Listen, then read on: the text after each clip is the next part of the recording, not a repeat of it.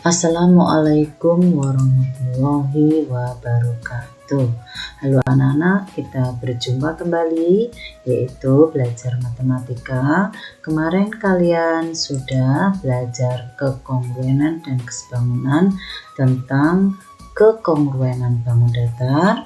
Kali ini kita meneruskan bagian yang kedua, yaitu kita akan belajar kesebangunan bangun datar.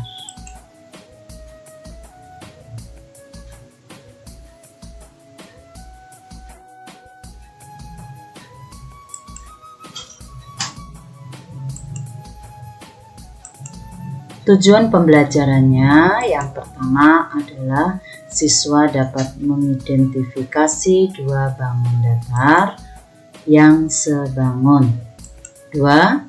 Siswa dapat memahami syarat-syarat dua buah segitiga sebangun.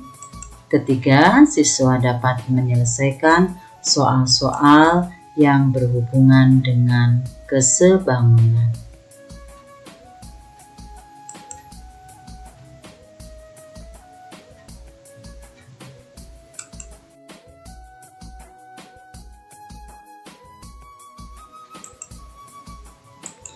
Ya, perhatikan coba dua gambar ini. Yang satu adalah menara, di mana menara itu berbeda ukuran tetapi bentuknya sama. Begitu juga dengan gambar B, yaitu persegi dengan ukuran yang berbeda tetapi bentuknya sama-sama persegi. Ya.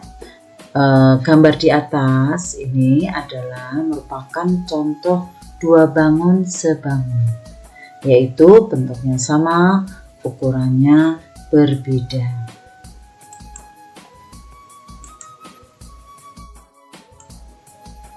Syarat dua bangun datar dikatakan sebangun adalah 1. Sudut-sudut yang bersesuaian sama besar. 2. Sisi-sisi yang bersesuaian memiliki perbandingan yang sama atau sebanding. Jadi kesebangunan bangun datar pengertiannya adalah dua bangun datar yang memiliki sudut-sudut yang bersesuaian sama besar dan memiliki sisi-sisi yang bersesuaian sebanding. Dua bangun datar yang pasti sebangun itu adalah yang pertama persegi, kedua lingkaran, ketiga segitiga sama sisi, keempat segi lima beraturan, kemudian berikutnya segi 6 beraturan atau segi 7 beraturan, segi 8 beraturan, dan seterusnya ya. Yang intinya kalau dua bangun datar yang sebangun itu dia sisinya sama.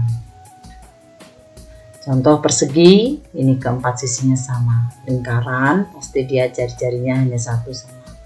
Segitiga sama sisi, ketiga sisinya sama. Segi 5 beraturan, kelima sisinya sama. Segi 6 beraturan, keenam sisinya sama. Itu dia pasti dia dua bangun, pasti dia sebangun. Contoh, pada gambar di samping A, buktikan bahwa segitiga PQT ya, PQT ini tanda sebangun ya, simbol sebangun seperti ini. Jadi sebangun dengan segitiga RST. Jadi yang atas ini segitiga yang atas PQT itu suruh membuktikan, yaitu dengan RST itu adalah sebangun. Kemudian yang B, tentukan sisi-sisi yang bersesuaian.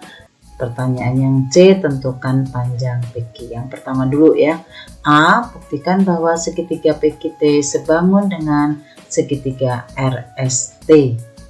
Nah sekarang kita cari, karena dia sisinya tidak lengkap, jadi tidak bisa kita sebagai patokan. Jadi karena ingat bahwa dua buah bangun yang sebangun, syaratnya yang tadi yaitu memiliki sisi-sisi yang bersesuaian sebanding, yang kedua sudut-sudut yang bersesuaian sama besar.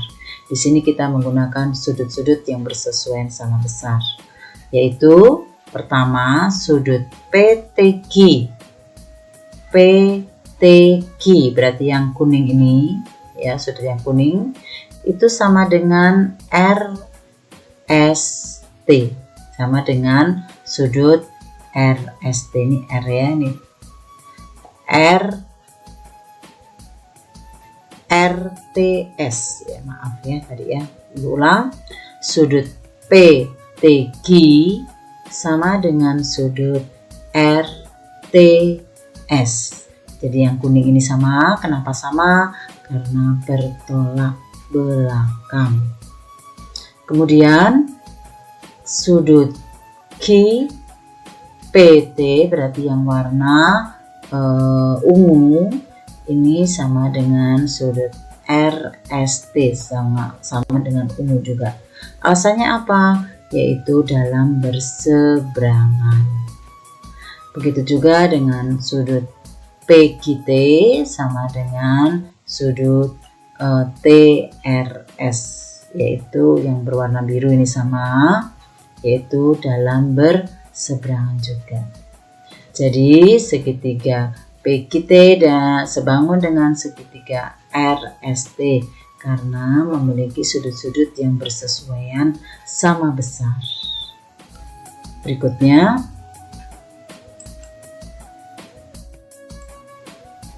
ya, yang B yaitu tentukan sisi-sisi yang sebanding. Jadi menentukan sisinya kita lihat sudutnya. Sudut yang warna ungu dengan biru ini adalah sisi PQ. Berarti PQ sebanding dengan yang bawah juga harus warna biru dan ungu. Biru ungu sebanding dengan RS. Jadi PQ sebanding dengan RS. Kemudian diapit lagi sudut berwarna biru dengan berwarna kuning, ini adalah sisi QT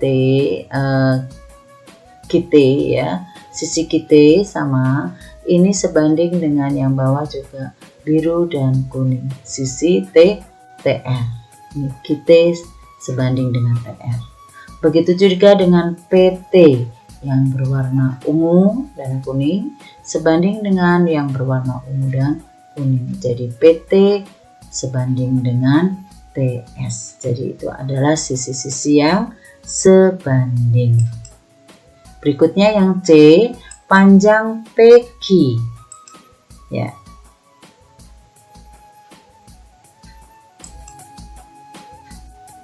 Ya, di sini panjang PQ, kita cari panjang PQ dengan menggunakan perbandingan sisi-sisi yang sebanding. Tadi sisi panjang PQ ini ya, panjang PQ. Kita cari panjang PQ dengan perbandingan, berarti PQ perbandingannya dengan RS. Jadi PQ banding RS. Dan ada lagi dua yang diketahui, yaitu QT banding TR yang sudah ada nilainya. QT banding TR. Jadi X per 5, 12 per 6. Kemudian perkalian silang, X kali 6 sama dengan 5 kali 12 atau 12 kali 5 ya. Nah, jadi X kali 6 adalah 6X, 12 kali 5 60. 60 X sama dengan 60 dibagi 6. 60 dibagi 6, jadi nilai X-nya adalah 10. Jadi PQ ini nilainya adalah 10. Berikutnya ya, garis sejajar pada salah satu sisi segitiga. Rumusnya adalah ini segitiga, kemudian ada garis sejajar di tengah sini. Nah, maka itu untuk yang pinggir maka dia A per dari atas lagi A plus B. Pinggir kanan C dari C lagi per C plus D. Tetapi kalau yang di tengah ini langsung jadi sama dengan E per F. Ini adalah rumusnya, dihafalkan. Contoh soal di sini ada dua segitiga, yaitu tentukan nilai X pada gambar berikut. Nah, di sini yang A dulu ya. Ini adalah segitiga yang kita tanya, kita cari nilai X-nya. Nah, segitiga ini adalah tidur ya. Jadi, kita tegakkan dulu segitiganya seperti ini. Nah, kita tegakkan, maka kita letakkan X-nya jadi di bawah, kemudian 6 ini di atas, 8 di atas, 4-nya di bawah. Jadi seperti ini kita tegakkan, kita putar. Maka perbandingannya, ingat di sini tadi pinggir berarti dari 8 dari 8 lagi 8 plus 4. Sedangkan kalau di tengah langsung 6 sama dengan 6 per X. Berikutnya jadi 8 per 12, 12 dari 8 tambah 4, kemudian perkalian silang ya. Jadi perkalian silang 8 kali X 8X, 12 kali 6 72. X sama dengan 72 dibagi 8. Jadi nilai X-nya adalah 9. Jadi nilai 9. Bisa ya. Berikutnya.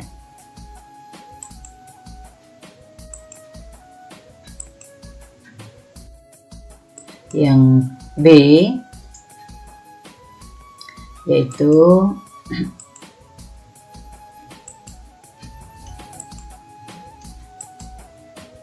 ya, di sini B di mana segitiganya ini adalah terbalik, maka seperti biasa gambarnya kita tegakkan terlebih dahulu, di mana jadi 12 jadi di bawah, kemudian 10 yang jadi di atas, 9-nya ini jadi di atas, X-nya jadi di bawah. Kita putar, kita tegakkan terlebih dahulu, baru perbandingan. Yang kalau yang tengah langsung 10 per 12, hati-hati yang pinggir ini 9 per 9 ditambah X seperti ini.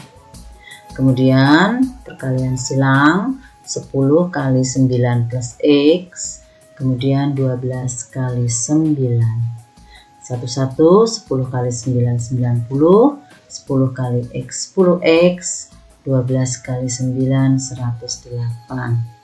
Kemudian 90 kita pindah min 90 jadi 10X sama dengan 108 dikurang 90 adalah 18. Jadi X-nya 18 dibagi 10 sama dengan 1,8. Jadi nilai X-nya adalah 1,8. Kemudian soal yang kedua, ya di sini ada gambar trapesium.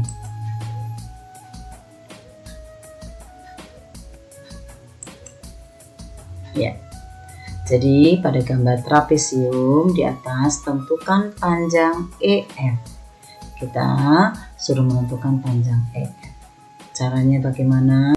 Kamu lihat di sebelah sini angkanya ternyata ada di sebelah kanan, bukan di sebelah kiri ya, sebelah kanan. Nah, kalau di sebelah kanan maka garisnya putus-putus, kita bikin garis putus-putus juga di sebelah kanan tetapi miringnya ke kiri. Nah, kita buat seperti ini. Kenapa? Agar ini membentuk jajaran genjang. Jadi kalau sudah, karena jajaran genjang itu sifatnya adalah sisi-sisi yang yaitu sisi-sisi yang sejajar, yaitu sama panjang. Jadi sisi-sisinya sejajar dan sama panjang. Jadi AB di sini adalah 10, dari sini 10, maka sisi ini juga 10, yang bawah 10. Karena di sini 15, udah ada 10, tinggal 5. Dari 15 dikurang 10, jadi 5. Nah, kamu perhatikan yang segitiganya saja, jajaran genjangnya kita abaikan. Maka kita bikin seperti ini ya, seperti soal di atas. Kalau tengah langsung X per 5 sama dengan 6 per 6 ditambah 8. Jadi seperti ini. Kemudian 6 tambah 8, 14. Perkalian silang, X kali 14, 14X. 5 kali 6, 30. X sama dengan 30 dibagi 14, hasilnya 2,1. Tapi kita yang ditanya bukan X-nya, yang ditanya adalah panjang EF. Dimana panjang EF ini 10 ditambah X. X-nya sudah diketahui 2,1, jadi 10 ditambah 2,1, hasilnya 12,1 cm. Berikutnya,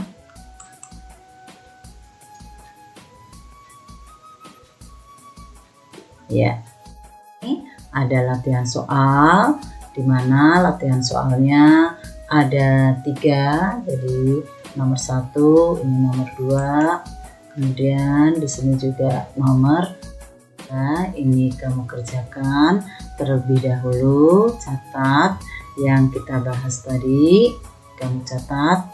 Kemudian latihan soalnya ini kamu kerjakan. Seperti biasa, kirim ke Google Classroom. Dan jangan lupa videonya di like dan di subscribe ya. Ibu akhiri sekian. Selamat mengerjakan dan terus tetap semangat.